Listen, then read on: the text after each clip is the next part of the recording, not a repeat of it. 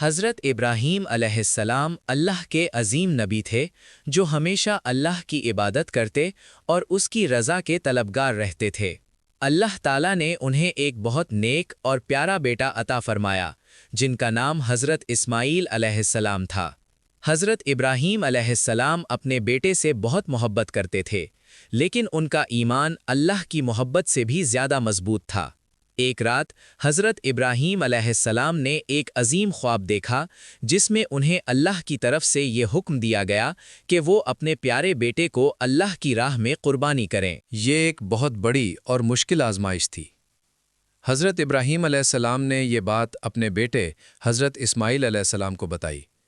حضرت اسماعیل علیہ السلام نے صبر اور ایمان کے ساتھ کہا کہ اگر یہ اللہ کا حکم ہے تو وہ اس پر راضی ہیں۔ دونوں باپ بیٹا اللہ کے حکم کے آگے سر جھکانے کے لیے تیار ہو گئے۔ وہ اللہ کی رضا کے لیے ایک مشکل سفر پر نکل پڑے۔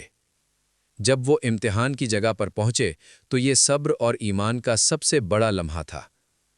اللہ تعالیٰ نے اپنی رحمت سے ان کی قربانی قبول فرما لی اور حضرت اسماعیل علیہ السلام کو محفوظ رکھا، اور ان کی جگہ جنت سے ایک عظیم جانور دمبا بھیج دیا گیا۔ یہ واقعہ ہمیں یہ سبق دیتا ہے کہ اللہ اپنے بندوں کے ایمان اور صبر کو آزماتا ہے اور پھر انہیں بہترین انعام عطا فرماتا ہے۔